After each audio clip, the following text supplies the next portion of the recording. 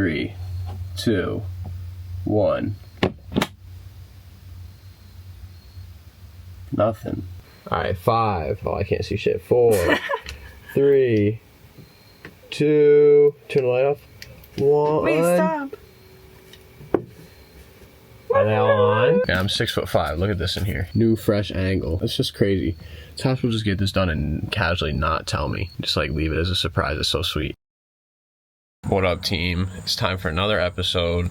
This episode we're doing some wiring stuff. Starting by doing what's commonly known as pre-wiring, where we're just kind of mapping out the electric paths for everything to get powered by, and gonna kind of set them up on the walls, and then that way we can get them all to one central spot to have a good electrical system. Alright, so as you watch our stuff, if it isn't obvious already, none of it is really meant to be like an exact tutorial. So a 12-foot 16 gauge wire can generally handle 10 amps. So if you pump more than 10 amps through the system, it's going to melt, your van's going to catch on fire. So boom, and just like that, it's 5 hours later, and you would not believe it, we have approximately 2.5 wires laid down. Planning our wiring turned into, well, we needed to plan our whole layout like really down to the wire for it, and then no pun intended there. And then also planning where we want the controls for every electrical system to be. So here's what we did. We walked around the van, we put like blue marks up. So anything where we wanted it controlled, we put blue marks up. So we decided we wanted a bunch of switches here for random things. We wanted a bunch of switches here for different things, and one here and whatever.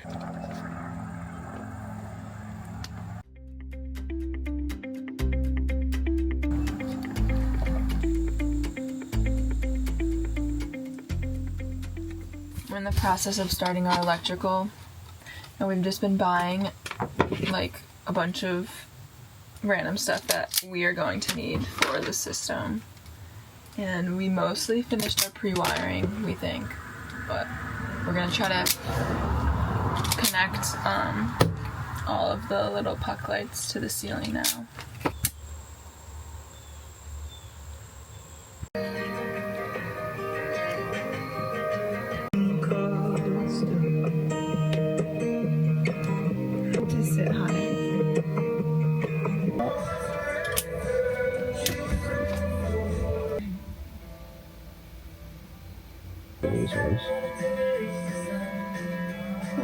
This is a classic moment in van life building chronology. Now is when we find out if we wired these correctly.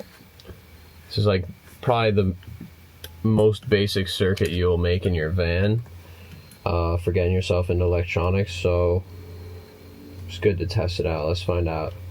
5, 4. Wait. Oh shit. Yeah, you gotta turn that light off. Alright, 5. Oh, I can't see shit. 4, 3, 2. Turn the light off. 1. Wait, stop. Are they all on? That's. Hey, we picked good lighting, I think.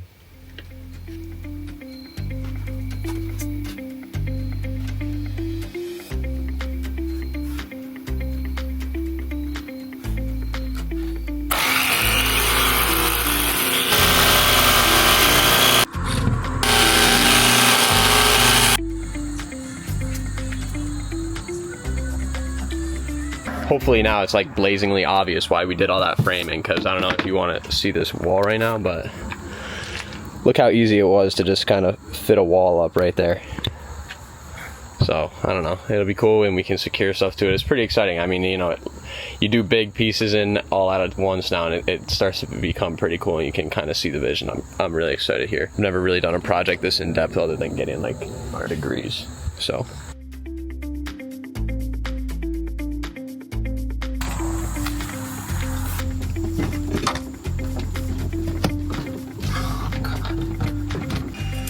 We're in here. It's a beautiful fall morning. We out here. It's not fall yet. It's not fall yet. It's almost fall. And you know, we're wiring up this distribution panel here. You know, we got all our negatives going in here, our positives going in here. Now, as you're watching us, I just want to remind everyone, who knows if Tosh wants to be in on this or not, but we're not experts at all. We have no idea what the fuck we're doing. This really is not meant to be like a tutorial, more of an inspiration to go out and do hard things for yourself. You know, we found all this stuff on YouTube, we're making mistakes, we're learning from it, but yeah, so just go out and do all the hard things that you didn't think you ever could do, and you never know what lays on the other side of it. So we got this DC part of the distribution panel all wired up, which should mean that if we give power and ground, if we give power here and ground here, I hooked up our fan circuit with a fuse and our master light circuit with a fuse. If I give power to these two probes, we should have control over both of those circuits. So let's see, it's a big deal here. Hope for the best. 3, 2, 1. Yes. Fan's on too. Turn the fan on. I heard it go. It's all kind of jank depending on how you look at it, but the only electronics education I have, I did like 2 classes in my automotive program at Hudson Valley Community College. Go Vikings. And so yeah, so right now this like car jump starter is our 12-volt source that we're just testing this with. So in the future it'll be this battery will be our 12-volt source, and they will lead positive into here, negative into here, and distribute through all of our shit or whatever. But just do hard things. Look what's got going on now. All this lights and fan off one power source.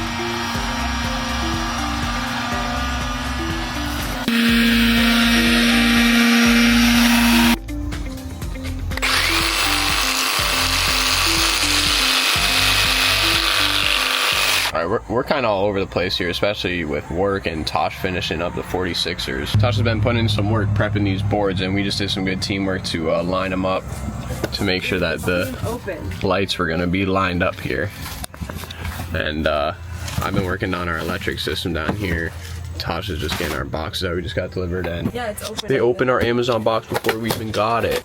I stained all of them. These ones have their 3rd coat, which will probably be their last. And then these ones need 1 more coat. But you have to wait like 4 hours at least. And I probably won't make it that long. And I don't have the best tools, but you gotta work with what you got. So hopefully it all comes out okay. Boom, it's late. It's like 10 o'clock on a fucking Thursday right now. And I just come into the van and look at all this stuff that's under the ceiling. Boom. It's all set up back here. Look how cool this is, and look, I can still stand. Oh, where are you going? Yeah, I'm 6'5". Look at this in here. New fresh angle. It's just crazy.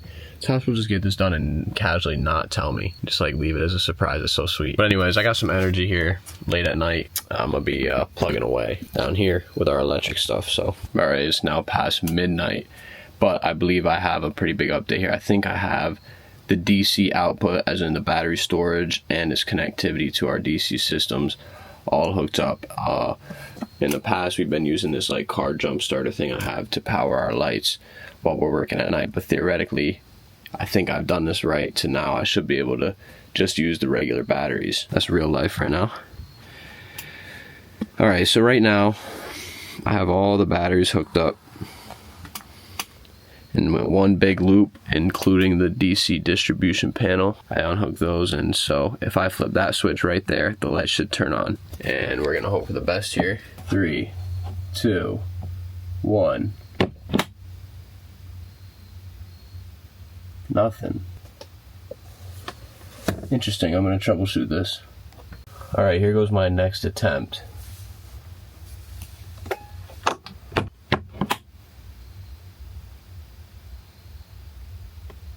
Still nothing. I have good news. Everything works. The batteries are just dead. So to prove it, watch this. This switch right here, I'm gonna switch it. Can you not see that? What's in the way of that? The fucking thing. Y'all see the switch right here? Watch this. Ready? What the fuck? Now watch this. Boom, just like that. So we're chilling, but I think the batteries are just too dead, so maybe I'll charge them up, maybe I won't. Who knows? We are grinding. I'm sure you've probably already seen it, but Tosh just finished her 46, so we've, been having the van on hold a little bit, not being able to put as much time into it as possible because we're in the mountains. But we're back in the van now doing a bunch of busy work. Tosh has been working hard on these boards, just cutting them, sanding them, sealing them, staining them. I mean, it's real work. It's real work, yeah.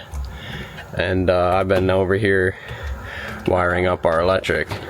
So we're just keeping at it. We got our solar panels in the mail and our charge controller, but I'm going to be going more into depth, do a whole separate video about the electronics overview, but right now we're just installing it and you know, working in a tight space and making it happen. So here we go.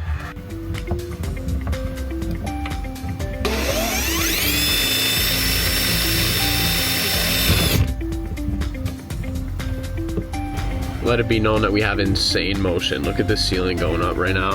At the same time, I just got our, see that red wire right there? It goes all the way around the floor, down, down, down, across the floor, up into here, and into this. This is a Renogy charge controller. Here's our system before it's all cleaned up, but it's working. Red light means we're getting power. Green light means its batteries are receiving it well. Blue means lithium batteries. Check it out, y'all. This is where we're at today. We got the ceiling in here. You already know. We got the electricity working here. I mean, shit. Gonna clean that up tomorrow, but I'm so impressed by what we're doing. I mean, I never even thought that it would come out this well, honestly. So, gotta thank Tosh for keeping me working clean, and otherwise I might have made it a little more hairy, you know. Alright, so we got our solar panels hooked up in parallel right now. Tosh is holding them up so they don't fall. And what I'm going to do is take this big wrap of wires and hook it up over there where Tosh is at. We're wired up through here, through our solar breaker, and into our box. And on the camera it looks weird, they're not actually blinking, but we are getting solar charge. This means like our batteries are like mid charge and that they're lithium batteries. Then over here, that Ethernet cable gives us all our information right here. So you can also see the amount of solar we're getting. See that? 80 watts of solar input. Now watch what happens if Tosh stands out of the sun. It should go up. Out of the sun. Or like so that they're not blocking it. Let's see if it goes up. There you have it. That's basically the end of the install here. Just a couple things I wanted to touch on. I think before you approach this as your own DIY, you should have a valid understanding of voltage, current, and resistance. You know, they kind of go hand in hand. I also think you should have a few key tools that you're comfortable using. When you're installing, while you're diagnosing anything that doesn't work, I think you should have full confidence in what you're doing. So I don't think that you should come at this with any questions, really. I think you should be really installing this yourself only if you feel confident in what you're doing and you have a firm grasp on the concepts behind, you know, everything that you're doing. Why am I putting wires from the positive ends to the positive ends? Why am I torquing things down tight enough? Why am I being careful not to short circuit things? Why am I making sure in my head that all this work is done clear and I can map it all out? Things like that. I want you to be focused on doing good work, quality work, because this video, you know, may only be 20 minutes long, right? I installed everything really quick, but a good 5 to 6 hours of this work was me spent cutting wires, measuring wires, crimping them, heat shrinking them, and it's a lot of work. It is a long process, and you need to be thorough and careful about it. There's nothing or any reason to cut any corners here. This system probably costs around like $3,500, and it's more than capable for full-time RV living. You can get full kits to assemble with separate parts, and one brand gives you a whole kit for like $9,000 or $10,000, and even then you've got to be able to do a little bit of it yourself. But this setup, not cheap, but it's relatively cheap for an intense full-time setup. So thank you all for watching. Leave any questions in the comments below. I'll be happy to answer them as I get to it, and we'll see you in the next one. We're gonna have a good time.